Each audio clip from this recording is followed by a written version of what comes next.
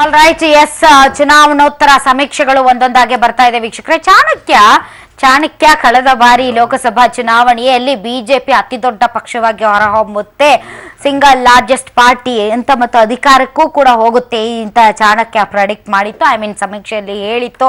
ಅದು ತೋರಿಸ್ತಾ ಇರುವಂತಹ ಲೆಕ್ಕಾಚಾರಗಳನ್ನ ನಾವೀಗ ನಿಮ್ಮ ಸ್ಕ್ರೀನ್ ಮೇಲೆ ನೋಡ್ತಾ ಇದ್ದೀವಿ ವೀಕ್ಷಕರೇ. ಚಾಣಕ್ಯ ಪಂಜಾಬ್ನಲ್ಲಿ ಅಕಾಲಿ ದಳ 9, ಕಾಂಗ್ರೆಸ್ 54, ಆಮ್ ಆದ್ಮಿ ಪಾರ್ಟಿ 54, ಇತರ ಎರಡು. ಈ ಹಿಂದೆ ನ್ಯೂಸ್ ಎಕ್ಸ್ ಕೂಡ 55 ತೋರಿಸಿತ್ತು ಅಂತ ಅನ್ಸುತ್ತೆ.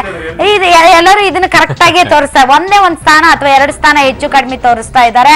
ಸೊ ಚಾಣಕ್ಯ ತೋರಿಸ್ತಾ ಇದ್ದಂತಹ ಚುನಾವಣೋತ್ತರ ಸಮೀಕ್ಷೆ ಅದು. ಇನ್ನು NDTV ಪಕ್ಕ ಉತ್ತರ ಪ್ರದೇಶಕ್ಕೆ 193, SP ಸಮಾಜವಾದಿ ಪಾರ್ಟಿ ಪ್ಲಸ್ ಕಾಂಗ್ರೆಸ್ 120, ಮತ್ತೊಂದು ಕಡೆ BSP 78. ಉತ್ತರ ಪ್ರದೇಶದ NDTVಯ ಚುನಾವಣೋತ್ತರ ಸಮೀಕ್ಷೆ ಅಂದ್ರೆ ಇದನ್ನೇ ನಾವು ನಂಬೋದಾದ್ರೆ ಸುಮಾರು ಒಂದು 20 ಸೀಟ್ಸ್ ಹೆಚ್ಚು ಕಡಿಮೆ ಆ ಮ್ಯಾಜಿಕ್ ನಂಬರ್ನ ಟಚ್ ಮಾಡೋದಕ್ಕೆ ಬಿಜೆಪಿಗೆ. ಹಾಗಾಗಿ ಏನೇನಾಗಬಹುದು ಲೆಕ್ಕಾಚಾರಗಳು ಒಂದು ರೀತಿ ಒಂದು ಟ್ರೆಂಡ್ ಕಾಣ್ತಾ ಇದೆ. ಅದು ಬಿಜೆಪಿ ಸಿಂಗಲ್ ಲಾರ್ಜೆಸ್ಟ್ ಪಾರ್ಟಿಯಾಗಿ ಹೊರಹೊಮ್ಮೋದಕ್ಕೆ ಸಾಧ್ಯ ಇಲ್ಲ, ಆದ್ರೆ ಬಹುಮತವನ್ನ ಪಡೆಯೋದಕ್ಕೆ ಸಾಧ್ಯ ಇಲ್ಲ ಸಿಂಗಲ್ ಲಾರ್ಜೆಸ್ಟ್ ಪಾರ್ಟಿ. ಆದ್ರೆ ನನ್ನ ಪ್ರಶ್ನೆ ಇರೋದು ಬದ್ರುದ್ದೀನ್ ಸರ್, ಈಗ ಮಣಿಪುರ, ಗೋವಾ, ಪಂಜಾಬು, ಉತ್ತರ ಪ್ರದೇಶ. ಪಂಜಾಬ್ ಒಂದ್ ಸ್ವಲ್ಪ ಕಾಂಗ್ರೆಸ್ಗೆ ಒಂದು ಒಳ್ಳೆ ರಿಸಲ್ಟ್ ಇರೋದ್ರಲ್ಲಿ ಬೆಟರ್ ರಿಸಲ್ಟ್. ಮಣಿಪುರ ನೋಡಿದ್ರೆ ಇದು ಒಂಥರ ಕಾಂಗ್ರೆಸ್ ಮುಕ್ತ ಭಾರತಗೆ ಒಂಥರ ಏನೋ ವಿಚಿತ್ರ ಅನಿಸ್ತಾ ಇದೆಪ್ಪ. UP ನಾವು ಮುಗಿಸ್ಕೊಬಿಡೋಣ. UPದು ನನ್ನ ಅಭಿಪ್ರಾಯ 175, 180ಕ್ಕಿಂತ ಕಡಿಮೆ ಏನಾರು ಬಿಜೆಪಿ ಬಂದ್ರೆ ಅಧಿಕಾರದ ಕಸರತ್ತನ್ನು ಮಾಡಲಾರರು. 180ಕ್ಕಿಂತ ಹೆಚ್ಚು ಬಂದ್ರೆ ರಾಧಾ ಖಂಡಿತವಾಗ್ಲೂ ಒಂದಲ್ಲ ಒಂದು ರೀತಿಯಲ್ಲಿ ಹೇಗಾದ್ರೂ ಮಾಡಿ ಅಧಿಕಾರ ಇಡುವಂತ. CT ರವಿ ಅವರು ಬಿಜೆಪಿಯ ಮಾಜಿ ಮಂತ್ರಿಗಳು, ಶಾಸಕರು ನಮ್ಮೊಂದಿಗೆ ದೂರವಾಣಿ ಸಂಪರ್ಕಕ್ಕೆ ಬಂದಿದ್ದಾರೆ. ಸರ್ ನಮಸ್ತೆ. ನಮಸ್ಕಾರ. ಬಾಬಾ ಏನ್ ಸರ್ ನಿಮ್ಮ ನಮಸ್ಕಾರದಲ್ಲಿ ಎಷ್ಟೊಂದು ಫೋರ್ಸ್ ಇದೆ ಅಲ್ಲ ಸರ್? ಖುಷಿ, ಆತ್ಮವಿಶ್ವಾಸ, ಜನ ಪ್ರಾಮಾಣಿಕ ಪ್ರಯತ್ನಕ್ಕೆ ಜೊತೆಗಿರ್ತಾರೆ ಅನ್ನೋದಕ್ಕೆ ಎಕ್ಸಿಸ್ಟ್ ಪೋಲ್ ನ ರಿಸಲ್ಟ್ ಒಂದು ಉದಾಹರಣೆ ಅಲ್ಲ ಸರ್. ಈ ತರ ಸಮೀಕ್ಷೆಗಳನ್ನ ಎಷ್ಟರ ಮಟ್ಟಿಗೆ ನಂಬೋದು ಅನ್ನೋದು ಕೂಡ ಒಂದ್ ರೀತಿ ತಲೆನೋವು. ನಾವು ಅದನ್ನ ತುಂಬಾ ಕಾನ್ಫಿಡೆಂಟ್ ಆಗಿ ಪ್ರೆಸೆಂಟ್ ಮಾಡಕ್ಕಾಗಲ್ಲ, ನೀವು ತುಂಬಾ ಕಾನ್ಫಿಡೆಂಟ್ ಆಗಿ ಅದನ್ನ ನಂಬೋದಕ್ಕಾಗೋದಿಲ್ಲ. ಆದ್ರೂ ಕೂಡ ನೀವು ಇಷ್ಟೊಂದು ಕಾನ್ಫಿಡೆನ್ಸ್ ತೋರಿಸ್ತಾ ಇದ್ದೀರಿ ಅಂತಂದ್ರೆ ನಿಮ್ಗೆ ತುಂಬಾನೇ ನಂಬಿಕೆ ಇದೆ ಅಂತ ಅನ್ಸುತ್ತೆ. ನೋಡಿ, ನಮ್ಮ ಪ್ರಯತ್ನ ಪ್ರಾಮಾಣಿಕವಾಗಿತ್ತು, ಹಾಗಾಗಿ ಆ ಪ್ರಾಮಾಣಿಕ ಪ್ರಯತ್ನನ ಜನ ಗುರುತಿಸಿದ್ದಾರೆ. ಅದನ್ನು ನಾವು ಬೇರೆ ಬೇರೆ ರಾಜ್ಯಗಳ ಸ್ಥಳೀಯ ಸಂಸ್ಥೆಗಳ ಚುನಾವಣೆಯಲ್ಲೂ ಕೂಡ ನಿರೀಕ್ಷೆಗೆ ಮೀರಿ ಜನ ಬೆಂಬಲ ವ್ಯಕ್ತಪಡಿಸಿರೋದ್ರಿಂದ ವ್ಯಕ್ತ ಆಗಿದೆ. ಅದೇ ಒಂದು ನಿರೀಕ್ಷೆಯಲ್ಲಿ ನಾವಿದ್ದೇವೆ. ಸರಿ, ಹಾಗಾದ್ರೆ ಈ ಪಂಚರಾಜ್ಯಗಳ ಚುನಾವಣೋತ್ತರ ಸಮೀಕ್ಷೆಗಳ ಫಲಿತಾಂಶ ಏನಿದೆ, ಇದಕ್ಕೆ ಕಾರಣ ಏನು ಅಂತೀರಾ? ಆದ್ರೆ ಬಿಜೆಪಿಗೆ ಇಷ್ಟು ದೊಡ್ಡ ದೊಡ್ಡ ನಂಬರ್ಸ್ ಎಲ್ಲಾ ಕಡೆ ಏನು ತೋರಿಸ್ತಾ ಇದ್ದಾರೆ, ಇದಕ್ಕೆ ಕಾರಣ ಏನಂತೀರಾ? ಒಂದೇನಂತ ಹೇಳಿದ್ರೆ, ನಾನ್ ನಿಮ್ಗೆ ಮುಂಚೆನೆ ಹೇಳಿದೆ, ನಮ್ಮ ಪ್ರಾಮಾಣಿಕ ಪ್ರಯತ್ನವನ್ನ ಜನ ಗುರುತಿಸಿದ್ದಾರೆ ಅಂತ ಹೇಳಿ. ಪ್ರಾಮಾಣಿಕ ಪ್ರಯತ್ನ ಅಂದ್ರೆ ಯಾವ ರೀತಿಯ ಪ್ರಯತ್ನ? ಚುನಾವಣಾ ಪ್ರಚಾರದ್ದು ಹೇಳ್ತಿರೋ ಅಥವಾ ಏನನ್ನ ನೋಡಿ ಜನ ತಮ್ಮನ್ನ ಇಷ್ಟು ಮುಂದಕ್ಕೆ ತಂದಿದ್ದಾರೆ ಅಂತ ಅನ್ಸುತ್ತೆ? ನಿಮ್ಗೆ ಪ್ರಾಡಕ್ಟ್ ಒಳ್ಳೇದಿಲ್ದಲೇನೆ ಮಾರ್ಕೆಟ್ ಮಾಡಕ್ ಆಗಲ್ಲ. ನಾನು ಹೇಳಿದ್ದೆ, ನಮ್ಮ ಪ್ರಾಮಾಣಿಕ ಪ್ರಯತ್ನ ಅಂದ್ರೆ ನರೇಂದ್ರ ಮೋದಿ ಅವರ ನೇತೃತ್ವದಲ್ಲಿ ದೇಶದಲ್ಲಿ ಆ ಡಿಮಾನಿಟೈಸೇಷನ್ ಇಂದ ಮೊದಲುಗೊಂಡು ಜನರಿಗೆ ಅನ್ಸಿದೆ ಇವ್ರ ಪ್ರಯತ್ನ ಪ್ರಾಮಾಣಿಕವಾಗಿದೆ ಅನ್ನುವಂತ ಒಂದು ಕಾರಣಕ್ಕೋಸ್ಕರ ಜನ ನಮ್ಮನ್ನ ಬೆಂಬಲಿಸ್ತಾ ಇದ್ದಾರೆ. ಜನರ ಬೆಂಬಲಕ್ಕೆ ನಿರೀಕ್ಷೆಗೆ ಹುಸಿಯಾಗದಂತೆ ಸರ್ಕಾರನೂ ಕೆಲಸ ಮಾಡ್ತದೆ, ಪಕ್ಷವೂ ಕೆಲಸ ಮಾಡುತ್ತೆ.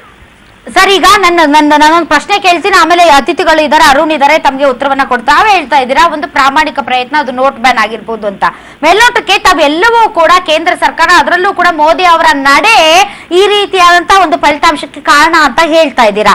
ಆದ್ರೆ ಚುನಾವಣೆ ನಡೆದಿರೋದು ವಿಧಾನಸಭೆಗಳಿಗೆ, ಅಂದ್ರೆ ಆಯಾ ರಾಜ್ಯಗಳ ವಿಧಾನಸಭೆಗಳಿಗೆ ನಡೆದಿರೋದು. ಅಂದ್ರೆ ಸ್ಥಳೀಯ ಕಾರಣಗಳಾಗ್ಲಿ ಅಥವಾ ಸ್ಥಳೀಯ ವಿಷಯಗಳಾಗ್ಲಿ ಇಲ್ಲಿ ಒಂದು ರೀತಿ ಇಶ್ಯೂನೇ ಇರ್ಲಿಲ್ಲ, ಅಂದ್ರೆ ಮಹತ್ವನೇ ಪಡೆದಿರ್ಲಿಲ್ಲ. ಒನ್ ಅಂಡ್ ಓನ್ಲಿ ಮೋದಿ ಅವರ ನೋಡಿ ಒತ್ತಿದ್ದಾರೆ ಬಟನ್ ಅನ್ನೋದು ತಮ್ಮ ಅಭಿಪ್ರಾಯನ? ಅದೊಂದು ಕ್ಲಾರಿಟಿ ಕೊಟ್ಬಿಡಿ ಅತ್ಲೆಗೆ. ಹಂಗೇನಾದ್ರೂ ಆದ್ರೆ ನನ್ನ ರೀಡಿಂಗ್ ಪ್ರಕಾರ ಇದು ಬಿಜೆಪಿ ಅಲ್ಲ, ಮೋದಿ ಅವರ ವಿಕ್ಟರಿ ಅಂತ ಹೇಳ್ತೀನಿ. ನೀವು ನನ್ನ ಕರೆಕ್ಟ್ ಮಾಡಿ. ಖಂಡಿತ ಅಲ್ಲ. 167 ಕ್ಷೇತ್ರಗಳಿಗೆ ಸಣ್ಣ ಸಣ್ಣ ಸಮುದಾಯಗಳನ್ನ ಗುರುತಿಸಿ ಟಿಕೆಟ್ ಕೊಡುವಂತ ಕೆಲಸವನ್ನ ಈ ಬಾರಿ ಉತ್ತರ ಪ್ರದೇಶದಲ್ಲಿ ನಾವು ಮಾಡಿದ್ವಿ. ಸಣ್ಣ ಸಮುದಾಯ ಅಂದ್ರೆ ನೀವು 2,000 3,000 ಇರುವಂತ ಸಣ್ಣ ಸಣ್ಣ ಸಮುದಾಯಗಳಿಗೆ 167 ಸೀಟ್ಗಳಿಗೆ ನಾವು ಸೀಟ್ ಕೊಟ್ಟಿದ್ದೇವೆ. ಒಂದು. ಎರಡನೇದು, ರಾಜ್ಯ ಸರ್ಕಾರದ ವಿರುದ್ಧ ಒಂದು ಜನಾಭಿಪ್ರಾಯ ಇತ್ತು. ಅವರು ತಂದೆ ಮಗ ಮಾಡಿದಂತ ಒಂದು ಡ್ರಾಮಾದಿಂದಾಗಿ ಸರ್ಕಾರಿ ವಿರೋಧಿ ಭಾವನೆ ಹೋಯ್ತು, ನಾವು ಅಧಿಕಾರಕ್ಕೆ ಬಂದ್ಬಿಡ್ತೀವಿ ಅಂತ ಅನ್ಕೊಂಡ್ರು. ಅದಿಲ್ಲದೆ ಇದ್ರೆ ನಾವು 245 250 ಸೀಟ್ವರೆಗೂ ಕೂಡ ಬರೋದಕ್ಕೆ ಸಾಧ್ಯ ಇತ್ತು.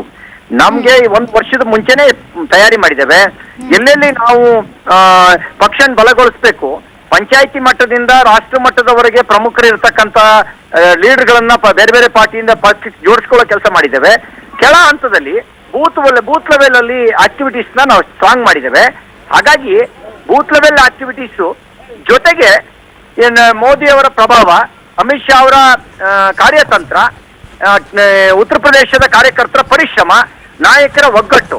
ಮೊದಲ ಬಾರಿಗೆ ಉತ್ತರ ಪ್ರದೇಶದಲ್ಲಿ ಒಂದೊಂದು ದಿಕ್ಕಿಗೆ ಒಬ್ಬೊಬ್ರು ಇರ್ತಿದ್ದಂತ ನಾಯಕರು ಮೋದಿ ಅವರ ಮತ್ತು ಅಮಿತ್ ಶಾ ಅವರ ಕಾರಣಕ್ಕೋಸ್ಕರ ಒಟ್ಟಾಗಿ ಕೆಲಸ ಮಾಡುವಂತ ಒಂದು ಸ್ಥಿತಿ ನಿರ್ಮಾಣ ಆಯಿತು. ಜೊತೆಗೆ ಕಾರ್ಯಕರ್ತರ ಪರಿಶ್ರಮ, ಇವೆಲ್ಲವೂ ಸೇರಿ ನಮಗೆ ಫಲಿತಾಂಶ ನಮ್ಮ ಪರವಾಗಿ ಬರುತ್ತೆ ಅನ್ನುವಂತ ವಿಶ್ವಾಸ ನಮಗೆ ವೃದ್ಧಿಯಾಗಿದೆ. ಎಸ್, ಇಲ್ಲಿ ರಾಜಕೀಯ ವಿಶ್ಲೇಷಕರು ಶಂಕರ್ ಶೆಟ್ಟರ್ ನಿಮ್ಗೊಂದು ಪ್ರಶ್ನೆ ಕೇಳ್ತಾರಂತೆ ಸರ್. ಸರ್ ಶಂಕರ್ ಶೆಟ್ಟರ್ ಕೇಳಿ. ಹಲೋ, ಏನ್ ಶಂಕರಣ್ಣ, ಸ್ಕೂಲಿಗೆ ಹೋಗಿಲ್ವಾ? ಇಲ್ಲ ಹೋಗಿಲ್ಲ. ಮತ್ತೆ ನಿಮ್ಮನ್ನ ಕಾಯ್ತಾ, ನೀವು ಬಂದಿಲ್ಲಲ್ಲ. ನಾನು ಊರಿನಲ್ಲಿದ್ದೀನಿ. ಸ್ಕೂಲಲ್ಲಿ ಇದ್ದೀರಾ ನೀವು? ಊರಲ್ಲಿದ್ದೀನಿ. ಊರಲ್ಲಿದ್ದೀರಾ? ಓಕೆ. ಇಲ್ಲ, ಇವತ್ತು ಇಲ್ಲಿ ಬಂದು ಈ ಸ್ಕೂಲಿಗೆ ಬಂದಿದ್ದೀನಿ. ಇದು ಈಗ ರವಿ ಅವರೇ, ಸಪೋಸ್ ನಿಮ್ಗೆ ಅಲ್ಲಿ ಈಗ ಯಾವ ಸಮೀಕ್ಷೆ ಕೂಡ ನಿಮ್ಗೆ ಅಬ್ಸಲ್ಯೂಟ್ ಮೆಜಾರಿಟಿ ಕೊಡ್ತಾ ಇಲ್ಲ. ಸಪೋಸ್ ನಿಮ್ಮ ಸಂಖ್ಯೆ 180 190 ಅಂತ ಹೆಚ್ಚಿನ ಸಮೀಕ್ಷೆಗಳು ಹೇಳ್ತಾ ಇವೆ. ಸಪೋಸ್ 180 ನಿಮ್ದು ಇದ್ರೆ ನಿಮ್ಗೆ ಅಧಿಕಾರಕ್ಕೆ ಕಳಿಸಿದಾಗ 203 ಮ್ಯಾಜಿಕ್ ನಂಬರ್. ಸೊ ಏನು ನಿಮ್ದು ಏನು ಸ್ಟ್ರಾಟಜಿ ಇರ್ಬೋದು? ನಾಯಕತ್ವ ಹೇಳ್ಬೇಕಂತ ಹೇಳ್ತೀರಾ ಅಥವಾ ನೀವು ಏನಾದ್ರು ಹೇಳ್ತೀರಾ? ಯಾವ ಸಮೀಕ್ಷೆನೂ ಕೂಡ ಬಿಜೆಪಿಗೆ 2014ರಲ್ಲಿ 282 ಸೀಟ್ ಬರುತ್ತೆ ಅಂತ ಹೇಳಿರ್ಲಿಲ್ಲ.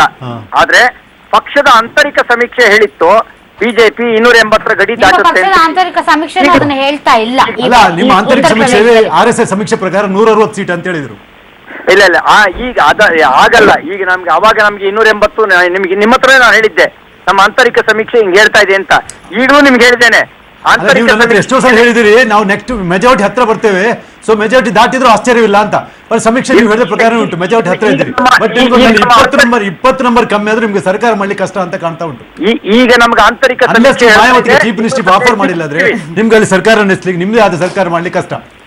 ಈಗ ನಮ್ಮ ಆಂತರಿಕ ಸಮೀಕ್ಷೆ ಹೇಳ್ತಾ ಇದೆ 215ವರೆಗೂ ನಾವು ರೀಚ್ ಆಗ್ಬೋದು ಅಂತಕ್ಕಂಥದ್ದು ನಮ್ಮ ಆಂತರಿಕ ಸಮೀಕ್ಷೆ ರಿಪೋರ್ಟ್. ನಾವು ಬರ್ತೀವಿ. Alright, yes C T Ravi sir ಹಾಗೆ ಇರಿ. ಈ ಕಾರ್ಯಕ್ರಮದಲ್ಲಿ ನಮ್ಮ ಚಾನೆಲ್ನ ಮುಖ್ಯಸ್ಥರಾದಂತಹ HR ರಂಗನಾಥ್ ಸರ್ ಕೂಡ ಜಾಯ್ನ್ ಆಗಿದ್ದಾರೆ. ಸರ್, ತಮಗೆ ವಿಶೇಷ ಈ ಚುನಾವಣೋತ್ತರ ಸಮೀಕ್ಷೆಯ ಕಾರ್ಯಕ್ರಮಕ್ಕೆ ಸ್ವಾಗತ. ಸಿಟಿ ರವಿ ಸರ್, ಇನ್ನು 2 ದಿನ ಕಾಯೋಣ ಸರ್, ನೀವು ಕಾದ ಆಮೇಲೆ ನಿಮ್ಮ ಕಾನ್ಫಿಡೆನ್ಸ್ ಇನ್ನಷ್ಟು ಇಮ್ಮಡಿಗೊಳ್ಳಿ ಅಂತ ನಾನು ಹಾರೈಸ್ತೀನಿ. ಥ್ಯಾಂಕ್ ಯು ವೆರಿ ಮಚ್ ತಾವು ಇಷ್ಟೊತ್ತು ಪಬ್ಲಿಕ್ ಟಿವಿ ಜೊತೆ ಮಾತನಾಡಿದ್ದಕ್ಕಾಗಿ. ಆಲ್ ರೈಟ್, ಎಸ್ ಸರ್, ತಾವು ಏನು ಚುನಾವಣೋತ್ತರ ಸಮೀಕ್ಷೆಗಳ ಲೆಕ್ಕಾಚಾರಗಳನ್ನ ನೋಡ್ತಾ ಇದ್ರಿ, ಎಲ್ಲಾ ಸಂಸ್ಥೆಗಳು ಕೊಟ್ಟಿರೋದನ್ನ ಏನ್ ಅನಿಸ್ತಾ ಇದೆ ಮೇಲ್ನೋಟಕ್ಕೆ ತಮ್ಗೆ ಈ ಸಮೀಕ್ಷೆಗಳನ್ನ ನೋಡಿದ್ರೆ? ನೋಡೇ ಇಲ್ವಾ ಸರ್? ಪಂಚ ಪರೀಕ್ಷೆ ಪಬ್ಲಿಕ್ ಸಮೀಕ್ಷೆ, ಎಸ್, ಹಲವಾರು ಸಂಸ್ಥೆಗಳು ಮಾಡಿರುವಂತಹ ಚುನಾವಣೋತ್ತರ ಸಮೀಕ್ಷೆಯ ಒಂದು ವರದಿಯನ್ನ ನಿಮ್ಮ ಮುಂದೆ ಇಡ್ತಾ ಇದೀವಿ ವೀಕ್ಷಕರೇ. NDTV, C voter, ABP news ಮತ್ತು ನ್ಯೂಸ್ ಎಕ್ಸ್ ಮಾಡಿರುವಂತಹ ಸಮೀಕ್ಷೆಗಳ ಫಲಿತಾಂಶವನ್ನ ನಿಮ್ಮ ಮುಂದೆ ಇಡ್ತಾ ಇದೀವಿ. ಮೊದಲಿಗೆ ನಾವು ಉತ್ತರ ಪ್ರದೇಶದ ಒಂದು ಚುನಾವಣೋತ್ತರ ಸಮೀಕ್ಷೆಯ ಫಲಿತಾಂಶವನ್ನ, NDTV ಕೊಟ್ಟಿರುವಂತಹ ಈ ಚುನಾವಣೋತ್ತರ ಸಮೀಕ್ಷೆಯ ಫಲಿತಾಂಶವನ್ನ ನೋಡ್ತಾ ಇದ್ದೀವಿ. Uttar Pradesh BJP 193, SP plus Congress 120, BSP 78 ಮತ್ತು ಇತರೆ 12. ಅಂದ್ರೆ ಉತ್ತರ ಪ್ರದೇಶದಲ್ಲಿ ಬಿಜೆಪಿ ಅತಿ ದೊಡ್ಡ ಪಕ್ಷವಾಗಿ ಹೊರಹೊಮ್ಮಬಹುದು. ಆದ್ರೆ ಅಧಿಕಾರವನ್ನ ಹಿಡಿಯೋದಕ್ಕೆ ಈ ನಂಬರ್ಸ್ ಸಾಕಾಗುತ್ತಾ ಅನ್ನೋದನ್ನ ನೋಡೋದಾದ್ರೆ ಹೆಚ್ಚಿನ ಮಾಹಿತಿಯನ್ನ ರಂಗನಾಥ್ ಸರ್ ಕೊಡ್ತಾರೆ. Yes sir. ಆಲ್ ರೈಟ್, 5 ಪಂಚರಾಜ್ಯಗಳ ಚುನಾವಣಾ ಫಲಿತಾಂಶಗಳನ್ನ ಎಕ್ಸಿಟ್ ಪೋಲ್ ನಲ್ಲಿ ಮತದಾನೋತ್ತರ ಸಮೀಕ್ಷೆಗಳಲ್ಲಿ ಈಗ ಹೊರಕ್ಕೆ ತರಲಾಗ್ತಾ ಇದೆ. ರಾಷ್ಟ್ರೀಯ ಸುದ್ದಿವಾಹಿನಿಗಳು ಹಾಗೂ ಒಂದಿಷ್ಟು ಪ್ರತ್ಯೇಕ ಸಂಸ್ಥೆಗಳು ಕೂಡ ಮಾಡಿರುವಂತಹ ಈ ಫಲಿತಾಂಶಗಳ ಅಂದರೆ ಚುನಾವಣೋತ್ತರ ಮತದಾನದ ಸಮೀಕ್ಷೆಗಳ ವಿವರಗಳನ್ನು ನೋಡ್ತಾ ಇದ್ದೀವಿ. ಇದು ಯಾವುದು ಫಲಿತಾಂಶ ಅಲ್ಲ. ಈ ಫಲಿತಾಂಶಗಳನ್ನೆಲ್ಲ ಸ್ಯಾಂಪಲ್ ಸೈಜ್ಗಳ ಮೇಲೆ ಇಷ್ಟು ಲಕ್ಷಕ್ಕೆ ಇಷ್ಟು ಸಾವಿರ ಜನ ಎಂಬ ಆಧಾರದ ಮೇಲೆ ಮಾಡಿರಲಾಗಿರುತ್ತೆ. ಹಾಗಾಗಿ ಲಕ್ಷಾಂತರ ಜನ ಇದೇ ರೀತಿ ಓಟ್ ಹಾಕಿರ್ತಾರೆ ಅಂತಲ್ಲ, ಆದರೆ ಈ ದಿಕ್ಕಿನಲ್ಲಿ ಸಾಗಿರಬಹುದು ಎಂಬುದು ಒಂದು ಲೆಕ್ಕಾಚಾರ. ಸಾಧ್ಯ ಇದ್ದರೂ ಇರಬಹುದು. ಕೆಲವು ರಾಜ್ಯಗಳಲ್ಲಿ ಬರುತ್ತಿರುವಂತಹ ಫಲಿತಾಂಶ ಎಲ್ಲರೂ ಕೊಡುತ್ತಿರುವುದನ್ನು ಒಂದೇ ರೀತಿ ನೋಡಿದ್ರೆ ಹಾಗೆ ಆಗಿರಬಹುದು ಫಲಿತಾಂಶ ಅಂತ ಕಾಣಿಸುತ್ತಾ ಇದೆ. ಎಲ್ಲದಕ್ಕೂ 11ನೇ ತಾರೀಕು ಬೆಳಗ್ಗೆಯವರೆಗೂ ಕಾಯಬೇಕು. ಆದರೆ ಈಗ ಬರುತ್ತಿರುವಂತಹ ಫಲಿತಾಂಶಗಳಲ್ಲಿ ಭಾರತೀಯ ಜನತಾ ಪಕ್ಷಕ್ಕೆ ಅದು ನಿರೀಕ್ಷಿಸಿದ್ದಕ್ಕಿಂತ ಹೆಚ್ಚಿನ ಲಾಭಗಳು ಆಗುವ ಸಾಧ್ಯತೆಗಳು ಈ ಚುನಾವಣೆಯಲ್ಲಿ ಮೇಲ್ನೋಟಕ್ಕೆ ಕಾಣಿಸ್ತಾ ಇವೆ. ಮೊದಲಿಗೆ ನಾವು ಉತ್ತರ ಪ್ರದೇಶದ ಕಡೆಗೆ ಹೋಗಬೇಕು. ಉತ್ತರ ಪ್ರದೇಶ ಅಂದರೆ ದೇಶದ ಸುಮಾರು 20% ಶೇಕಡ ಜನಸಂಖ್ಯೆಯನ್ನು ಹೊಂದಿರುವಂತಹ ರಾಜ್ಯ.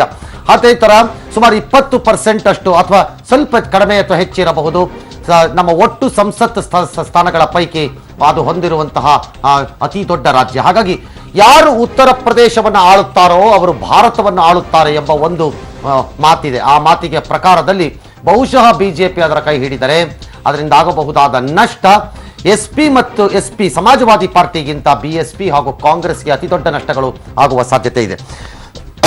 ಡೀಟೇಲ್ಸ್ಗಳಿಗೆ ಹೋಗುವುದಕ್ಕೆ ಮೊದಲು ಇಲ್ಲಿಯವರೆಗೆ ನನ್ನ ಸಹೋದ್ಯೋಗಿಗಳಾದಂಥ ರಾಧಾ ಹಿರೇಗೌಡರು, ಅರುಣ್ ಬಡಿಗೇರ್ ಇಬ್ಬರು ನಿಮಗೆ ಸಾಕಷ್ಟು ವಿವರಗಳನ್ನು ಕೊಟ್ಟಿದ್ದಾರೆ. ಆದರೆ let me wrap it up. ಒಂದು ಬಾರಿ ನಿಮಗೆ ರ್ಯಾಪ್ ಅಪ್ ಕೊಡ್ತಾ ಇದ್ದೀನಿ. ತಕ್ಷಣಕ್ಕೆ ಬಂದಿರುವ ಫಲಿತಾಂಶಗಳ ಪ್ರಕಾರದಲ್ಲಿ ಉತ್ತರ ಪ್ರದೇಶದ ಫಲಿತಾಂಶ ಅಂದರೆ ಫಲಿತಾಂಶವಲ್ಲ, ಚುನಾವಣೋತ್ತರ ಸಮೀಕ್ಷೆಯ ವರದಿಗಳು ಈ ರೀತಿ ಬರ್ತಾ ಇವೆ. ಉತ್ತರ ಪ್ರದೇಶದಲ್ಲಿ ಮೊಟ್ಟ ಮೊದಲಿಗೆ ನಾನು let me go into the first one. NDTV ಕೊಟ್ಟಿರಬಹುದಾದಂಥ ರಾಷ್ಟ್ರೀಯ ಸುದ್ದಿವಾಹಿನಿಗಳು ಕೊಟ್ಟಿರುವಂತಹ ಪ್ರಕಾರದಲ್ಲಿ ಉತ್ತರ ಪ್ರದೇಶದಲ್ಲಿ ಒಟ್ಟು 403 ಸ್ಥಾನಗಳ ಪೈಕಿ 202 ಬಂದರೆ ಬಹುಮತ. ಆದರೆ ಭಾರತೀಯ ಜನತಾ ಪಕ್ಷಕ್ಕೆ NDTV 193 ಸ್ಥಾನಗಳನ್ನು ತೋರಿಸ್ತಾ ಇದೆ. ಅದರ ಜೊತೆಗೆ SP ಹಾಗೂ ಕಾಂಗ್ರೆಸ್, ಸಮಾಜವಾದಿ ಪಕ್ಷ ಹಾಗೂ ಕಾಂಗ್ರೆಸ್ ಇವಕ್ಕೆ 120 ಸ್ಥಾನವನ್ನು ತೋರಿಸ್ತಾ ಇದ್ರೆ BSPಗೆ 78 ಸ್ಥಾನಗಳನ್ನು ದಯಪಾಲಿಸ್ತಾ ಇದೆ ಈ ಸುದ್ದಿ ವಾಹಿನಿ. ಅಂದರೆ ಸುಮಾರು 193 ಅಂದರೆ ಜಸ್ಟ್ ಶಾರ್ಟ್ ಆಫ್ ಒಂದು 8-9-10 ಸೀಟ್ ಅಷ್ಟು ಶಾರ್ಟ್ ಫಾಲ್ ಆಗಬಹುದು ಅಂತ ಕಾಣುತ್ತೆ. ಆ ಶಾರ್ಟ್ ಫಾಲ್ ಅನ್ನ ಹ್ಯಾಕ್ ತುಂಬ್ಕೋತಾರೆ ಅನ್ನೋದಕ್ಕೆ ಈಗಾಗಲೇ ನಮ್ಮ ಸ್ಟುಡಿಯೋನಲ್ಲಿರುವಂತಹ ಶಂಕರ್ ಶೆಟ್ಟಿ ಅವರು ಹೇಳ್ತಾ ಇದ್ರು, ಆ ಮಾಯಾವತಿಗೆ ಮುಖ್ಯಮಂತ್ರಿ ಪದವಿಯನ್ನು ಕೊಟ್ಟರೆ ಮಾತ್ರ ಆಗಲಿದೆ ಅಂತ CT ರವಿ ಅವರು ಹೇಳ್ತಾ ಇದ್ರು. It's not so. Not necessarily ಮಾಯಾವತಿಗೆ ಆಫರ್ ಮಾಡಬೇಕಾಗಿಲ್ಲ. Because there are various other methods ಇರುತ್ತೆ. ಈ 9-10 ಸ್ಥಾನಗಳನ್ನು ಅಧಿಕಾರಕ್ಕೆ ಹತ್ತಿರ ಬಂದವರಿಗೆ ಹೇಗೆ ಪಡ್ಕೋಬೇಕು ಅನ್ನೋ ಅರಿವಿರುತ್ತೆ. ದೇರ್ ಆರ್ ವೆರೈಟಿ ಆಫ್ ಮೆಥಡಾಲಜೀಸ್ಗಳಿವೆ. ಅದನ್ನು ಚಾಲನೆ ತರಬಹುದು ಈ ಸಂಖ್ಯೆ ಬಂದರೆ. ಆಲ್ ರೈಟ್, ನಂಬರ್ 2 ಇದೇ ಉತ್ತರ ಪ್ರದೇಶ. ಈಗ ಲೆಟ್ ಮಿ ಗೋ ಸಿ ವೋಟರ್ ಸಮೀಕ್ಷಾ ಸಂಸ್ಥೆ ಮಾಡಿರುವಂತಹ ಇದರ ಪ್ರಕಾರ, ಸಮೀಕ್ಷೆಗಳ ಪ್ರಕಾರ ಭಾರತೀಯ ಜನತಾ ಪಕ್ಷಕ್ಕೆ 155ರಿಂದ 167ರವರೆಗೆ ಅದು ಕೊಡ್ತಾ ಇದೆ. ಅಂದ್ರೆ ಬ್ಯಾಂಡ್ ಕೊಡ್ತಾ ಇದೆ. ಇದರಿಂದ ಇದರೊಳಗೆ ಇರಬಹುದು ಅಂತ. ಯಾಕೆ ಈ ಸಿ ವೋಟರ್ ಎಂಬ ಸಂಸ್ಥೆ ಅಷ್ಟು ಪ್ರಮುಖವಾಗುತ್ತೆ? ಲೋಕಸಭಾ ಚುನಾವಣಾ ಸಮಯದಲ್ಲಿ ಅವರು ಒಂದಷ್ಟು ಸರ್ವೆಗಳನ್ನು ನಡೆಸಿದ್ರು, ಕೆಲವೆಲ್ಲ ಸರಿಯಾಗಿತ್ತು. ಹಾಗಾಗಿ ಅವರನ್ನ 155-167 ಹೇಳ್ತಾ ಇದ್ರೆ SP ಮತ್ತು ಕಾಂಗ್ರೆಸ್ಸಿಗೆ 130 ಮತ್ತು 147 ಕೊಡ್ತಾ ಇದ್ದಾರೆ ಸಿ ವೋಟರ್ನವರು. ಇನ್ನು BSPಗೆ 81ರಿಂದ 93 ಹಾಗೂ ಇತರೆ 8ರಿಂದ 20. ಈ ರೀತಿಯ ಫಲಿತಾಂಶ ಒಂದು ವೇಳೆ ಬಂದು ಬಿಟ್ಟರೆ ಇಟ್ಸ್ ನಥಿಂಗ್ ಬಟ್ ಅತಂತ್ರ ವಿಧಾನಸಭೆಯ ನಿರ್ಮಾಣವಾಗುತ್ತೆ. ಆ ಹಂತದಲ್ಲಿ ಮಾತ್ರ ಮಾಯಾವತಿಯ ಬೆಂಬಲವಿಲ್ಲದೆ ಯಾರೂ ಮುಖ್ಯ ಅಧಿಕಾರವನ್ನು ರಚನೆ ಮಾಡಲಿಕ್ಕೆ ಸಾಧ್ಯವಿರಲ್ಲ. ಆ ಹಂತದಲ್ಲಿ ಮಾತ್ರ ಭಾರತೀಯ ಜನತಾ ಪಕ್ಷ ಮಾಯಾವತಿಗೆ ಬೇಕಾದರೆ ಮುಖ್ಯಮಂತ್ರಿ ಪದವಿಯನ್ನು ಬಿಟ್ಟು ಕೊಡುವಂಥದ್ದು ಅಥವಾ ಆ ಮಾಯಾವತಿಯೇ ಬಿಜೆಪಿಯವರಿಗೆ ಬಿಟ್ಟುಕೊಟ್ಟು ಸಪೋರ್ಟ್ ಮಾಡುವಂಥದ್ದು ಏನಾದರೂ ಒಂದು ಆಗಬಹುದು. ಕಾರಣ ನಮ್ಮೆಲ್ಲರ ನಿರೀಕ್ಷೆ ಸಮಾಜವಾದಿ ಪಕ್ಷದೊಂದಿಗೆ BSP ಕೈ ಜೋಡಿಸುವುದಿಲ್ಲ ಅಂತ ಇದಿಷ್ಟು ನ್ಯೂಸ್ ಸಿ ವೋಟರ್ ಸಂಸ್ಥೆದಾದ್ರೆ. ಈಗಷ್ಟೇ ಬರುತ್ತಿರುವ ಮಗದೊಂದು ಸಮೀಕ್ಷೆ ಹೇಳ್ತೀನಿ. ಕೊನೆಯಲ್ಲಿ ನಾನು ನಿಮಗೆ ಎಲ್ಲ ಸಮೀಕ್ಷೆಗಳ ಕ್ರೋಢೀಕರಣವನ್ನು ಕೊಡ್ತೀನಿ, ಯಾಕಂದರೆ ತೀವ್ರ ಗೊಂದಲ ಆಗ್ತಾ ಹೋಗುತ್ತೆ. ಈಗಷ್ಟೇ ಬರ್ತಾ ಇರುವಂಥದ್ದು ABP ಸುದ್ದಿ ಸಂಸ್ಥೆ ಅವರು ಕೂಡ ನಡೆಸ್ತಾ ಇರುವಂಥದ್ದು. ಬಹುಜನ ಸಮಾಜ ಪಕ್ಷಕ್ಕೆ ಒಂದು ಉತ್ತರ ಪ್ರದೇಶದಲ್ಲಿ ಇತರರಿಗೆ ಒಂದು 2ರಿಂದ 6 ಕೊಡ್ತಾ ಇದ್ದಾರೆ. ಉಳಿದವರಿಗೆ ಅವರು ಕೊಡ್ತಾ ಇರುವಂಥದ್ದು ABP ರಾಷ್ಟ್ರೀಯ ಸುದ್ದಿ ವಾಹಿನಿ 164ರಿಂದ 176 ಸ್ಥಾನಗಳನ್ನ BJPಗೆ ಕೊಡ್ತಾ ಇದ್ದಾರೆ. ಎಲ್ಲರೂ ಆಸುಪಾಸಿನಲ್ಲಿ ಅಲ್ಲಿಗೆ ಬರ್ತಾ ಇದ್ದಾರೆ. SP ಮತ್ತು ಕಾಂಗ್ರೆಸ್ಗೆ 156, 169, BSPಗೆ 60ರಿಂದ 72 ಸ್ಥಾನಗಳನ್ನ ಅವರು ಕೂಡ ದಯಪಾಲಿಸ್ತಾ ಇದ್ದಾರೆ. ಅಂದ್ರೆ ಒಂದು ನಿಜ ಇದೆ, ಬಹುಶಃ ಇದರಲ್ಲಿ ನೀವು ಗಮನಿಸಬೇಕಾಗಿರುವಂಥದ್ದು. Quickly I will go over. C voter ಮತ್ತೆ ABP ಇವೆರಡೂವೆ ಒಂದು ರೀತಿಯಲ್ಲಿ ಇದ್ದರೆ, ಇನ್ನು ಉಳಿದಂತೆ ಟೈಮ್ಸ್ ನಾವ್, CNN, NDTV ಹಾಗೂ ಉತ್ತರ ಪ್ರದೇಶದ ಇಂಡಿಯಾ ನ್ಯೂಸ್ MRC ಯಾವ್ದು ಮಾಡಿದ್ದಾರೆ ಅವರು, ಇವರೆಲ್ಲರೂ 180, 190 ಆಸುಪಾಸದಲ್ಲಿ BJP ಜೊತೆ ಇದ್ದಾರೆ. ಅಂದ್ರೆ ಒಂದಷ್ಟು ಸಮೀಕ್ಷೆಗಳು ಒಂದೇ ನಂಬರ್ ಕಡೆಗೆ ಶಿಫ್ಟ್ ಆಗ್ತಾ ಇದ್ರೆ, 2 ಮಾತ್ರ ಒಂದು ನಂಬರ್ ಕಡೆಗೆ ಶಿಫ್ಟ್ ಆಗ್ತಾ ಇವೆ. That is C voter and ಇವು ಯಾವುದು ಅಂತಂದ್ರೆ ಇನ್ನೊಂದು ಕೊಡ್ತಾ ಇರೋದು ABP. ಆಲ್ ರೈಟ್, ಇದು ಈಗ ಬರುತ್ತಿರುವಂಥ, ಅಂದರೆ ಈಗ ನಮಗೆ ಸದ್ಯಕ್ಕೆ ಒಟ್ಟು 6 ಸಮೀಕ್ಷೆಗಳು ಸಿಗ್ತಾ ಇವೆ. ಅನ್ಬಿಲೀವಬಲ್. 6 ಸಂಸ್ಥೆಗಳನ್ನು ನಾವು ನೋಡಿಕೊಂಡು 6 ಸಮೀಕ್ಷೆಗಳನ್ನ ನಾವು ನೋಡ್ಕೊಂಡು ಇದನ್ನ ಲೆಕ್ಕ ಹಾಕುವಷ್ಟರಲ್ಲಿ ನಾಳಿದ್ದು ಬಂದರೆ ಸಾಕಪ್ಪ ಅನ್ನಿಸ್ತಿರುತ್ತೆ ಬಹುಶಃ. ಕಾರಣ ಅದನ್ನೇ ನೋಡ್ಬಿಡೋಣ ಒಂದೇ ಸರಿಗೆ ಯಾವನಿಗೆ ಬೇಕು ಅಂತ. ಸಟ್ಟಾ ಬಜಾರ್ನವರಿಗೆ ಬಹುಶಃ ಇದು ಅದ್ಭುತವಾದ ದಿನ ಅಂತ ಕಾಣುತ್ತೆ. ವೇರಿಯಸ್ ಸಟ್ಟಾ ಬಜಾರ್ಗಳು ಲಕ್ನೋ, ಅಜ್ಮೀರ್, ಕೋಲ್ಕತ್ತಾ, ಮುಂಬೈ, ಬಾಂಬೆ, ಡೆಲ್ಲಿ, ಈ ರೀತಿ ಸಟ್ಟಾ ಬಜಾರ್ಗಳಿಗೆ ಈ ಫಿಗರ್ಸ್ ಬಹಳ ಅದ್ಭುತವಾಗಿ ಹೆಲ್ಪ್ ಮಾಡ್ಬೋದು. ಇಟ್ ಮೈಟ್ ಅಲೋ ಜಾಸ್ತಿ ಕಟ್ಟೋದು ಕಡಿಮೆ ಕಟ್ಟೋದು ಆ ರೀತಿ ಬೆಟ್ಟಿಂಗ್ ಹೆಲ್ಪ್ ಆಗ್ಬೋದು. But let me make one thing clear, ಇದು ರಿಸಲ್ಟ್ ಅಲ್ಲ.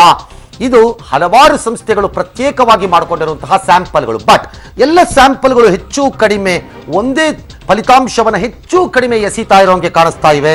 Almost similar. ನಾನು ಈಗಾಗಲೇ ಹೇಳಿದ್ದಂತೆ ಇದು ಪ್ರಾಥಮಿಕವಾಗಿ ಬರ್ತಾ ಇರುವಂತಹ ವರದಿಗಳನ್ನು ನಿಮ್ಮ ಮುಂದೆ ಹಾಜರುಪಡಿಸ್ತಾ ಇದ್ದೀವಿ. 2007ರಲ್ಲಿ ಅಭೂತಪೂರ್ವವಾದಂತಹ ಬಹುಮತವನ್ನು ಪಡೆದುಕೊಳ್ಳುವ ಮೂಲಕ ಮಾಯಾವತಿ ಅಧಿಕಾರಕ್ಕೆ ಬಂದರು. ಅವತ್ತು ಮಾಡಿದ್ದು ಅಲ್ಲಿ ಒಂದು ಸಾಮಾಜಿಕ ಕ್ರಾಂತಿ. ಅದು ಜಾತಿಗಳಿಂದ ಬಹಳ ಮೇಲ್ವರ್ಗ ಮತ್ತು ಕೆಳವರ್ಗಗಳ ಅಥವಾ ದಲಿತರ ಮಧ್ಯೆ ಇರುವಂತಹ ಹೋರಾಟವನ್ನು ಮೆಟ್ಟಿ ನಿಂತು ಮಾಯಾವತಿ ಅಧಿಕಾರಕ್ಕೆ ಬಂದಿದ್ದರು. ಆದರೆ ಅದೇ ರೀತಿ 2012ರಲ್ಲಿ ಸಮಾಜವಾದಿ ಪಕ್ಷ ಮುಲಾಯಂ ಸಿಂಗ್ ಯಾದವ್ ಅವರ ಪುತ್ರ ಅಖಿಲೇಶ್ ಯಾದವ್ ಅವರ ನೇತೃತ್ವದಲ್ಲಿ ಅದೇ ರೀತಿಯ ಬಹುಮತವನ್ನು ಪಡ್ಕೊತ್ತು. ಆದರೆ ಈ ಬಾರಿ ಮಗದೊಮ್ಮೆ ಒಂದೇ ಪಕ್ಷ ಅಧಿಕಾರಕ್ಕೆ ಬರುವುದೋ ಇಲ್ಲವೋ ಇದು ಕ್ವಶ್ಚನ್ ಆಗಿ ಉತ್ತರ ಪ್ರದೇಶದಲ್ಲಿ ಉಳ್ಕೋತಾ ಇದೆ. ಇದು ಉತ್ತರ ಪ್ರದೇಶದ ಸ್ಥಿತಿಗತಿ. ಸರ್, ಇವಾಗ 6 ಸಂಸ್ಥೆಗಳ ಒಂದು ಚುನಾವಣೋತ್ತರ ಸಮೀಕ್ಷೆ ತಮ್ಮ ಕೈಯಲ್ಲಿದೆ. ಹೆಚ್ಚು ಕಡಿಮೆ ಏನ್ ಹೇಳುತ್ತೆ ಸರ್ ಎಲ್ಲ ಸಮೀಕ್ಷೆಗಳು? ಎಲ್ಲ ಸಮೀಕ್ಷೆಗಳುವೆ ಚುನಾವಣೋತ್ತರ, ಚುನಾವಣಾ ಪೂರ್ವ. ಚುನಾವಣಾ ಪೂರ್ವಕ್ಕೂ ಚುನಾವಣೋತ್ತರಕ್ಕೂ ಇರುವಂತಹ ವ್ಯತ್ಯಾಸ ಬಹಳ ಸರಳ. ಪೂರ್ವದಲ್ಲಿ ಮತದಾರ ತಾನು ಹೀಗೆ ಮತ ಹಾಕಬಹುದು ಎಂದು ಅನ್ಕೊಂಡು ಹೇಳ್ತಾ ಇರ್ತಾನೆ. ಚುನಾವಣೋತ್ತರದಲ್ಲಿ ಅವನು ಉತ್ತರಗಳನ್ನು ಕೊಡುವಾಗ, ಸ್ಯಾಂಪಲ್ನಲ್ಲಿ ಪ್ರಶ್ನೆಗಳಿಗೆ ಉತ್ತರಗಳನ್ನು ಕೊಡುವಾಗ ಅಥವಾ ಇಂಡಿಕೇಶನ್ ಕೊಡುವಾಗ ಹಾಕಿರುವುದು ಅವನ ಮನಸ್ಸಿನಲ್ಲಿರುತ್ತೆ. ಅದರ ಇಂಪ್ರೆಷನ್, ಅನ್ಲೆಸ್ ಯಾರೋ ಒಬ್ಬ ಅತ್ಯಂತ ಬುದ್ಧಿವಂತನಾಗಿ ಒಳಗಾಕಿದ್ದೊಂದು ಹೊರಗೋಕಿದ್ದೊಂದು ಹೇಳೋದಾದರೆ ಅದು ರೇರಿಟಿ. ಅದು ಇಂಡಿಯನ್ ಸೈಕಾಲಜಿನಲ್ಲಿ ಕಡಿಮೆ, ಅದು ಬಹಳ ಕಡಿಮೆ. ಆದರೆ ಈ ಚುನಾವಣೋತ್ತರ ಸಮೀಕ್ಷೆ ಏನು ಹೇಳುತ್ತೆ ಅಂದರೆ ಸಿಂಪಲ್. ಎಲ್ಲರೂ ಒಂದಿಷ್ಟು ಸ್ಯಾಂಪಲ್ ಸರ್ವೆಗಳನ್ನು ತಗೊಂಡಿರ್ತಾರೆ. ಡೆಫಿನೆಟ್ಲಿ ಅವ್ರವ್ರಿಗೆ ಬೇಕಾದ ರೀತಿಯಲ್ಲಿ ಅವ್ರವ್ರು ಮಾಡಿರ್ತಾರೆ. ಬಟ್ ಅದಕ್ಕೊಂದು ಜನರಲ್ ಕಾಮನ್ ಆಗಿ ಒಂದಷ್ಟು ನಿಯಮಗಳಿವೆ. ಆ ನಿಯಮಗಳನ್ನು ಪಾಲನೆ ಮಾಡಿರ್ತಾರೆ. ಅಂದರೆ ಪ್ರಾಂತ್ಯವಾರ ಮಾಡಿರ್ತಾರೆ, ಜಾತಿವಾರ ಮಾಡಿರ್ತಾರೆ, ಪಕ್ಷದ ಬಲಾಬಲಗಳ ಮೇಲೆ ಮಾಡಿರ್ತಾರೆ, ಮಹಿಳೆಯರು ಮತ್ತು ಪುರುಷರನ್ನ ಸಪರೇಟ್ ಮಾಡಿರ್ತಾರೆ, ಯಂಗ್ ವೋಟರ್ಸ್ ಯುವ ವೋಟರ್ಸ್ ಯಾರು ಇರ್ತಾರೆ ಅವ್ರುಗಳಿಂದ ಸಪರೇಟ್ ಮಾಡಿರ್ತಾರೆ. ಕೆಲವೊಮ್ಮೆ ಕೆಲವು ವಿಷಯಗಳನ್ನು ಕೂಡ ಅದರೊಳಗಡೆ ತಂದಿರಬಹುದು. ಕೊನೆಯದಾಗಿ ನಾಯಕತ್ವದ ಪ್ರಶ್ನೆಗಳನ್ನು ಇಟ್ಟಿರ್ತಾರೆ. ಈ ಎಲ್ಲವನ್ನೂ ಇಟ್ಟುಕೊಂಡೇ ಸರ್ವೆ ಆಗಿರುತ್ತೆ. ಚುನಾವಣೋತ್ತರನೂ ಅಷ್ಟೇ, ಪೂರ್ವನೂ ಅಷ್ಟೇ. ಒಂದು 2-3 ಪ್ರಶ್ನೆಗಳು ಹಿಂಗೂ ಆಗ್ಬೋದು, ಹಂಗೂ ಆಗ್ಬೋದು, ಅಷ್ಟೇ, ಭಾಳ ದೊಡ್ಡ ವ್ಯತ್ಯಾಸ ಇರಲ್ಲ. ಚುನಾವಣೋತ್ತರ ಸಮೀಕ್ಷೆಗಳು ಈಗ ನಮಗೆ ಬಂದಿರೋದು ಯಾವ್ಯಾವುದು ರಾಧಾ? ಉತ್ತರ ಪ್ರದೇಶದಲ್ಲಿ ಮಾತ್ರ ನಾನು ಮಾತಾಡ್ತಾ ಇದ್ದೀನಿ. ಆಮೇಲೆ ಪಂಜಾಬ್ಗೆ ಹೋಗೋಣ, ಆಮೇಲೆ ಮಣಿಪುರಕ್ಕೆ ಹೋಗೋಣ, ಆಮೇಲೆ ಉತ್ತರಾಖಂಡ್ಗೆ ಹೋಗೋಣ, ಆಮೇಲೆ ಗೋವಾಗೆ ಹೋಗೋಣ. That's A different issue. ಉತ್ತರ ಪ್ರದೇಶಕ್ಕೆ ಬರುವುದಾದರೆ ಒಟ್ಟು 6 ಸರ್ವೆಗಳು ನಮ್ಮ ಕೈಯಲ್ಲಿವೆ. ಟೈಮ್ಸ್ ನೌ, CNN, NDTV ಮತ್ತು ಇಂಡಿಯಾ ನ್ಯೂಸ್. ಇದು 4 ಸರ್ವೆ. ಈ 4 ಸರ್ವೆಗಳು ರಾಷ್ಟ್ರೀಯ ಸುದ್ದಿವಾಹಿನಿಗಳು. ಈ ರಾಷ್ಟ್ರೀಯ ಸುದ್ದಿವಾಹಿನಿಗಳು ಮಾಡಿರುವಂತಹ ಸರ್ವೆನಲ್ಲಿ 4 ಸರ್ವೆ ಭಾರತೀಯ ಜನತಾ ಪಕ್ಷವನ್ನು 190ರ ಆಸುಪಾಸಿಗೆ ತಂದು ನಿಲ್ಲಿಸ್ತಾ ಇವೆ. 4 ಸರ್ವೆಗಳು. ಟೈಮ್ಸ್ ನಾವು 190-210, CNN 190-210. ಏನೋ ಆಸ್ ದೋ ಇವರಿಬ್ರು ಒಬ್ಬರು ಕೈಲೇ ಮಾಡಿಸ್ದಂಗೆ ಬಂದಿದೆ ಆ ಫಿಗರ್ಸು ನೋಡಿದ್ರೆ. ನೀನು ಮಾಡ ಗುರು, ನಾನು ಮಾಡ್ತೀನಿ ಗುರು, ಇಬ್ರು ಹಂಚ್ಕೊಂಬಿಡೋಣ ಅಂತ ಹಂಚ್ಕೊಂಡಂಗೆ ಕಾಣುತ್ತೆ ಮೇಲ್ನೋಟಕ್ಕೊಳ್ಳೆ. ಇನ್ನು NDTV 193, ಅಲ್ಲೇ ಇದೆ 3 ವ್ಯತ್ಯಾಸ ಹೀಗೆ ಹಾಗೆ. ಇನ್ನು ಇಂಡಿಯಾ ನ್ಯೂಸ್ನವ್ರದ್ದು 185, 4-5 ವ್ಯತ್ಯಾಸ ಈಚೆ ಆಚೆ ಬಂದು ನಿಂತಿದೆ. ಅಂದರೆ ಈ 4 ಮಂದಿ ಒಂದು ಕಡೆ ಬಂದು ನಿಲ್ತಿದ್ದಾರೆ. ಇಬ್ಬರದ್ದು ಮಾತ್ರ ಸಣ್ಣದಾಗಿ ವೇರಿಯೇಷನ್ಸ್ ಕಾಣಿಸ್ತಾ ಬರ್ತಾ ಇದೆ. That's not A large variation. ದೊಡ್ಡ ಸ್ವಿಂಗ್ ಕಾಣಿಸ್ತಾ ಇಲ್ಲ. ಬಟ್ ಅಂದರೆ ತದ್ವಿರುದ್ಧವಾಗಿ ಬರ್ತಾ ಇಲ್ಲ. ಯಾರೋ ಒಬ್ರು 40 ಅಂದ್ರೆ ಯಾರೋ ಒಬ್ರು 250 ಅಂತ ಹೇಳೋಂಗೆ ಬರ್ತಾ ಇಲ್ಲ. ಅದು 2 ಸರ್ವೆಗಳು ಒಂದು ಹಂತವನ್ನು ಒಂದು ವರ್ಗಕ್ಕೆ ಬಂದು ಸೇರ್ಕೋತಾ ಇವೆ. ದಟ್ ಈಸ್ ಸಿ ವೋಟರ್ 155ರಿಂದ 167 ತಂದು ಇಡ್ತಾ ಇದ್ದಾರೆ ಭಾರತೀಯ ಜನತಾ ಪಕ್ಷಕ್ಕೆ. ABPನವರು 164ರಿಂದ 176 ತರ್ತಾ ಇದ್ದಾರೆ. ಬಹಳ ದೊಡ್ಡ ವ್ಯತ್ಯಾಸ ಕಾಣಿಸ್ತಾ ಇಲ್ಲ ನನಗೆ. ABPನೂ ನೀವು ಆ 4 ರಾಷ್ಟ್ರೀಯ ಸುದ್ದಿವಾಹಿನಿಗಳ ಬುಟ್ಟಿ ಒಳಕ್ಕೆ ಹಾಕ್ಬಿಡೋದಾದರೆ, ಹೈಯರ್ ಸೈಡ್ ಆಫ್ 176 ತಗೊಂಡು ಹಾಕ್ಬಿಡೋದಾದರೆ 5 ಒಂದೇ ತರಹದ ಹೆಚ್ಚು ಕಡಿಮೆ ಫಲಿತಾಂಶಗಳನ್ನು ತೋರಿಸ್ತಾ ಇದ್ರೆ ಒಂದು ಮಾತ್ರ ಒಂದು ಸ್ವಲ್ಪ ಹಿಂದೆ ಮುಂದೆ ಕಡಿಮೆ ತೋರಿಸ್ತಾ ಬರ್ತಿದೆ. ಬಟ್ 6 ಅಥವಾ 4-2-6 ತೋರಿಸ್ತಾ ಇರೋದು ಒಂದೇ ಅಂಶ, that is BJP is leading. BJP either by fluke ಸರ್ಕಾರನೇ ಫಾರಂ ಮಾಡಿಬಿಡ್ಬೋದು ಸ್ವಲ್ಪ ಹೆಚ್ಚು ಕಡಿಮೆ ಆದರೆ, ಅಥವಾ ಸಿಂಗಲ್ ಲಾರ್ಜೆಸ್ಟ್ ಪಾರ್ಟಿ ಆಗೋದ್ರಲ್ಲಿ ಯಾವ ಅನುಮಾನನೂ ಇಲ್ಲ ಅನ್ನೋದನ್ನ ಬಹಳ ಸ್ಪಷ್ಟವಾಗಿ ತೋರಿಸ್ತಾ ಇದೆ. ದಿಸ್ ವಿಲ್ ಥ್ರೋ ಇಮ್ಮಿಡಿಯೇಟ್ಲಿ ಒಂದಷ್ಟು ಪ್ರಶ್ನೆಗಳನ್ನು ಎಸೆಯುತ್ತೆ. ಹಾಗಾದರೆ ಒಂದು ವೇಳೆ ಭಾರತೀಯ ಜನತಾ ಪಕ್ಷ ಸರ್ಕಾರ ರಚನೆ ಮಾಡದಿದ್ದರೆ ಆಗ ಏನಾದೀತು? ಅವರಿಗೆ ಊರುಗೋಲಾಗಿ ಬರಬಹುದಾದವರು ಯಾರು, ಎಲ್ಲಿಂದ ಬರುತ್ತಾರೆ? ನಂಬರ್ 1. ನಂಬರ್ 2, ಒಂದು ವೇಳೆ ಸಮಾಜವಾದಿ ಪಕ್ಷ ಅಥವಾ ಕಾಂಗ್ರೆಸ್ ಪಕ್ಷ ಬಹುಮತದಿಂದ ತುಂಬ ದೂರ ಉಳಿದುಕೊಂಡರೆ ಅವರಿಗೆ ಯಾವುದೇ ಊರುಗೋಲುಗಳ ಸಹಾಯ ಮೇಲ್ನೋಟಕ್ಕೆ ಕಾಣಿಸುತ್ತಿಲ್ಲ. ಬಿಕಾಸ್ BSP ಹೋಗಬೇಕು, BSP ಹೋಗಲ್ಲ. ಪ್ರಿನ್ಸಿಪಲ್ ರೈವಲರಿ ಬಹುಜನ ಸಮಾಜ ಪಕ್ಷಕ್ಕೆ SP ಜೊತೆ ಇರುತ್ತೆ ಹೊರತು BJP ಜೊತೆ ಇರಲಿಕ್ಕಿಲ್ಲ. ಕೆಲವು ಪ್ರದೇಶದಲ್ಲಿ ಅಲ್ಲೂ ಪ್ರಿನ್ಸಿಪಲ್ ರೈವಲರಿಗಳು ಇವೆ, ಇಲ್ಲ ಅಂತ ಅಲ್ಲ. ಬಟ್ ತಕ್ಷಣಕ್ಕೆ ಅವರು ಎನಿಮಿಯಾಗಿ ಟ್ರೀಟ್ ಮಾಡೋದು ಅದನ್ನ ಅಂತ ಕಾಣುತ್ತೆ, ಇದನ್ನ ಅಲ್ಲ ಅನ್ಸತ್ತೆ. ಅಥವಾ ಕ್ರಾಂತಿ ರೂಪದಲ್ಲಿ ಏನಾದ್ರು BSP SP ಸೇರ್ತಾರೆ ಅಂದರೆ ಅದಕ್ಕಿಂತ ಅದ್ಭುತ ನಮಗೆ ಗೊತ್ತಿಲ್ಲ ಇನ್ನೊಂದು. ಈ ದೇಶದಲ್ಲಿ ಏನು ಬೇಕಾದ್ರೂ ಆಗ್ಬಿಡ್ಬೋದು, ನಮಗೆ ಗೊತ್ತಿಲ್ಲ. But BJP whether it forms the government or not, ಸರ್ಕಾರ ಮಾಡ್ತಾರೋ ಬಿಡ್ತಾರೋ, ಏಕಪಕ್ಷೀಯವಾಗಿ ಅವರೇ ಏಕಪಕ್ಷವಾಗಿ ಮಾಡ್ತಾರೋ ಅಥವಾ ಯಾರ್ದಾರು ಸಪೋರ್ಟ್ ತೊಗೊಂಡು ಮಾಡ್ತಾರೋ ನಂಗೆ ಗೊತ್ತಿಲ್ಲ, ಅದು ಪ್ರಶ್ನೆ ಬೇರೆ. ಆದರೆ they will be extremely powerful with this results. ಅದನ್ನು ನೀವು ಡಿನೈ ಮಾಡೋಕ್ಕೆ ಆಗದೇ ಇಲ್ಲ ಯಾರ ಕೈಲೂ. ಭಾಳ ಟಫ್ ಆಗುತ್ತೆ ಅದನ್ನು ಡಿನೈ ಮಾಡೋದು ಇನ್ನು ಮುಂದಕ್ಕೆ ಹೋಗ್ತಾ. ಸೊ ಮಾಯಾವತಿಗೆ ಮುಖ್ಯಮಂತ್ರಿ ಪದವಿ ಕೊಡಬೇಕಾಗಿ ಬರ್ಬೋದು. ಮಾಯಾವತಿ ಕಿಂಗ್ ಮೇಕರ್ ಆಗ್ತಾರಾ ಒಂದು ವೇಳೆ ಬಹುಮತ ಬಿಜೆಪಿಗೆ ಸಿಗದೆ ಹೋದ್ರೆ? 180 ಕ್ರಾಸ್ ಆಗಿಲ್ಲ ಅಂತ ಲೆಕ್ಕ ಕೊಡಿ, ಹಾಗೇನು ಲೆಕ್ಕಾಚಾರ? ಆಲ್ ರೈಟ್, 180 ಕ್ರಾಸ್ ಆಗಿಲ್ಲ, ಫೇರ್ ಎನಫ್. ಒಂದು ವೇಳೆ ಭಾರತೀಯ ಜನತಾ ಪಕ್ಷ ಸಿ ವೋಟರ್ ಹೇಳುತ್ತಿರುವಂತಹ ಸಂಖ್ಯೆಗೆ ಬಂದು ನಿಲ್ತು ಅಂತ ಇಟ್ಕೊಳ್ಳೋಣ, ದಟ್ ಇಸ್ ದ ಲೋಯೆಸ್ಟ್, ಅತ್ಯಂತ ಕಡಿಮೆ ಇರೋದು ಅವರೇ, 155ರಿಂದ 167. ಮಿಡ್ಲ್ ಬಾರ್ಡರ್ ಅಲ್ಲಿ ಹಾಕಿ 160 ಅಂತಾನೆ ಇಟ್ಕೊಳ್ಳೋಣ, let us say. So they are falling short by 42 seats R 43 seats. ಇವಾಗ 42-43 ಸೀಟ್. ಇಲ್ಲಿ ಆಪ್ಷನ್ಸ್ ಇದೆ, options are many. Don't deny those options. No, I'll tell you why. It's option. I'm not saying ಹಂಗೆ ಆಗತ್ತೆ ಅಂತ ಹೇಳ್ತಿಲ್ಲ, option. ಈ ಆಪ್ಷನ್ಗಳು ಹಿಂದೆ work ಆಗಿವೆ, ಕೆಲವು ಕಡೆ ಆಗಿಲ್ಲ ಅಂತ ಎಲ್ಲೂ ಹೇಳಬಾರ್ದು ಯಾರು. BSP can split. Please remember this. I will tell you why. BSP ಮೊದಲಿನ ನಿಯಂತ್ರಣ ಮಾಯಾವತಿಗ ಪಕ್ಷದ ಮೇಲೆ ಇದೆ ಅಂತ ಹೇಳಲಿಕ್ಕೆ ಬರಲ್ಲ. ಎರಡನೇದು ಗವರ್ನಮೆಂಟ್ ಫಾರ್ಮೇಷನ್ ಆದ್ಮೇಲೆ ಸ್ಪ್ಲಿಟ್ ಆಗಬೇಕು. No, not possible, not necessary. ಮೊದಲೇ ಆಗ್ಬಿಡ್ಬೋದು, ಹೇಳಕ್ ಬರಲ್ಲ, ನಂಗೆ ಗೊತ್ತಿಲ್ಲ. ನನಗೆ ಗೊತ್ತಿಲ್ಲ ಅಂತ ಹೇಳ್ತಾ ಇದ್ದೀನಿ, ಆಗತ್ತೆ ಅಂತ ಹೇಳಿಲ್ಲ, ಹೀಗೆ ಆಗತ್ತೆ ಅಂತ ಹೇಳ್ತಿಲ್ಲ. It is A possibility. ಯಾಕೆ? BSP ಅಧಿಕಾರದಿಂದ ದೂರ ಉಳ್ಕೊಂಡು ಬದುಕೋದು ಬಹಳ ಕಷ್ಟ ಇದೆ. It's A very tough battle for BSP. ಸಮಾಜವಾದಿ ಪಕ್ಷಕ್ಕೆ ಆ ಸಮಸ್ಯೆ ಇಲ್ಲ. ಈಗಷ್ಟೇ ಅಧಿಕಾರದಿಂದ ನಿರ್ಗಮಿಸಿದ್ದಾರೆ. ಈಗಷ್ಟೇ ಅವರು ಬಹುಶಃ ಮೇಯ್ದಿರುವಂತಹ ಜೇನು ಅವರ ಬಾಯಿಯ ನಾಲಿಗೆಯ ಮೇಲೆ ಇನ್ನೂ ಇರುತ್ತೆ. ಹಿಂಗಂದ್ರೆ ಜೇನು ಸಿಕ್ಕತ್ತವ್ರಿಗೆ, ಇವರ ನಾಲಿಗೆಗಳು ಒಣಗೋಗಿರುತ್ತೆ. ಹಾಗಾಗಿ it is tough to hold them. Like JDS in Karnataka. JDS MLAಗಳನ್ನ ಎಳ್ಕೊಳ್ಳೋದು ಅಥವಾ ಲೂರ್ ಮಾಡೋದು ಬಹಳ ಸುಲಭ, because long term of away from power ಅಲ್ಲಿ ಇರ್ತಾರೆ. ನಂಬರ್ 1. ನಂಬರ್ 2, ಸರ್ ನೀವು ಒಂದು ವೇಳೆ ಅಲ್ಲ ಸರ್, ಈಗ ಇಮಿಡಿಯೇಟ್ಲಿ BSP ಸ್ಪ್ಲಿಟ್ ಹೋದ್ರಲ್ಲ, ಆಸ್ ಅ BSP ಪಾರ್ಟಿ ಯಾಕೆ ಬಿಜೆಪಿಗೆ ಸಪೋರ್ಟ್ ಮಾಡಲ್ಲ ಅಂತ? A split, B BJP will take an option. Split ಇದ್ರೆ ಸ್ಪ್ಲಿಟ್ ತಗೊಳತ್ತೆ ಹೊರತು ಬೇರೆದ್ ಮಾಡಕ್ ಹೋಗಲ್ಲ. ಸ್ಪ್ಲಿಟ್ ಸರ್ ಓದ್ತು ಅಂತ ಓಟೆಗಳ ಮೇಲೆ ಮಾತ್ರ ಸ್ಪ್ಲಿಟ್ ಅದಕ್ಕೆ ಮೊದಲು ಪ್ರಯೋಜನ ಇಲ್ಲ, ಸ್ಪ್ಲಿಟ್ ಆಗೋಗಿಲ್ಲ ಸರ್. ಒಂದು ವೇಳೆ BSP ಹೋಲ್ ಅಂಡ್ ಸೋಲ್ ಹೋಗದಿದ್ರೆ ತಾನೇ ಸರ್ ಸ್ಪ್ಲಿಟ್ ಮಾಡ್ ಬರೋದು. ಒಂದು ಸೆಕೆಂಡ್, ನಾನು ಅದನ್ನೇ ಹೇಳ್ತಾ ಇರೋದು. ಆಪ್ಷನ್ ನಂಬರ್ 2, ಮಾಯಾವತಿಗೆ ಅರಿವಾಗಿ ಈಗ ನನ್ನ ಮುಂದೆ ಯಾವುದೇ ದಾರಿ ಇಲ್ಲ ಅನ್ನೋದಕ್ಕೆ ಅರಿವಾಗಿ ಭಾರತೀಯ ಜನತಾ ಪಕ್ಷದ ಜೊತೆ ಕೈ ಜೋಡಿಸುವಂತಹ ನಿರ್ಧಾರಕ್ಕೆ ಬಂದರೂ ಆಶ್ಚರ್ಯ ಇಲ್ಲ. ಕಾರಣ ಹಿಂದೆ ಆಗಿದೆ, ಆಗಿಲ್ಲದೇ ಇರುವಂತದ್ದೇನು ಅಲ್ಲ, ಅದು ಹಿಂದೆ ಆಗಿರುವಂತದ್ದು. ಹಾಗಾಗಿ ಕೈ ಜೋಡಿಸ್ತೀನಿ ಅನ್ಬೋದು. ಬಟ್ ಅಲ್ಲೊಂದು ಸಣ್ಣ ಸಮಸ್ಯೆ ಬರುತ್ತೆ. She is a very egoistic lady. It's not easy to manage her. ಅಕೆನ ಮುಖ್ಯಮಂತ್ರಿ ಕುಮಾರಸ್ವಾಮಿಗೆ ಭಾರತೀಯ ಜನತಾ ಪಕ್ಷ ಕಡಿಮೆ ಸಂಖ್ಯೆ ಇದ್ದರೂ ಹೇಗೆ ಇಲ್ಲಿ ಮುಖ್ಯಮಂತ್ರಿ ಪದವಿಯನ್ನು ಬಿಟ್ಟುಕೊಟ್ಟರೋ ಇದೇ ಪ್ರೆಸಿಡೆಂಟ್ ಆಕೆ ಕೋಟ್ ಮಾಡ್ತಾಳೆ ಈಗ ಅಲ್ಲಿ ಉತ್ತರ ಪ್ರದೇಶದಲ್ಲಿ ಕೊಡ್ತಾರೆ. ಹಾಗಾಗಿ All right, ಇನ್ನು ಹಲವು ಸಾಧ್ಯತೆ- ಸರಿ, ಸರಿ. All right, okay, Shankar Shetty ಈಗ ಎರಡು ಸಾಧ್ಯತೆಗಳು ಹೇಳಿದ್ದಾರೆ. ಒಂದು ಬಿಎಸ್ಪಿ ಸ್ಪ್ಲಿಟ್, ಇನ್ನು ಆಸ್ ಅ ಹೋಲ್ ಪಾರ್ಟಿಯಾಗಿ ಕಮ್ ಬ್ಯಾಕ್. ಇನ್ನು ಸಾಧ್ಯ ಅವರು ಫುಲ್ ಕಂಪ್ಲೀಟ್ ಮಾಡ್ಲಿ, ಆಮೇಲೆ ನಿಮ್ಮ ಅಬ್ಜೆಕ್ಷನ್ ನಾನು ಕೇಳ್ತೀನಿ. ಒಂದು ಕಡೆ ವಿಶ್ವವ್ಯಾಪಿ ಇವತ್ತು ಅಂತಾರಾಷ್ಟ್ರೀಯ ಮಹಿಳಾ ದಿನವನ್ನು ಆಚರಣೆ ಮಾಡ್ತಾ ಇದ್ರೆ ಭಾರತದಲ್ಲಿ, ಅದರಲ್ಲೂ ಹೆಚ್ಚಾಗಿ ಇವತ್ತು ಭಾರತದಲ್ಲಿ ನಡೀತು, ಅದರ ನಿನ್ನೆ ಕರ್ನಾಟಕದಲ್ಲಿ ಪ್ರಾರಂಭ ಆಗಿರೋದು, ಒಂದು ಹೆಣ್ಣು ಮಗಳು ತನಗಿರುವಂತಹ ಒಂದು ಅದ್ಭುತ ಕಲೆಯನ್ನ ಪ್ರಚುರಪಡಿಸುವುದಕ್ಕೆ ಅವಕಾಶ ಕೊಡುತ್ತಿರುವಂತಹ ಮತಾಂಧರು. ಬರ್ತಿರುವಂತಹ ಮಗದೊಂದು ಬ್ರೇಕಿಂಗ್ ನ್ಯೂಸ್. ಹಿಂದೂ ದೇವರ ಹಾಡು ಹಾಡಿ ಸೈ ಎನಿಸಿಕೊಂಡಿದ್ದಂತಹ ಮುಸ್ಲಿಂ ಯುವತಿ ಸುಹಾನಾ ಸೈಯದ್.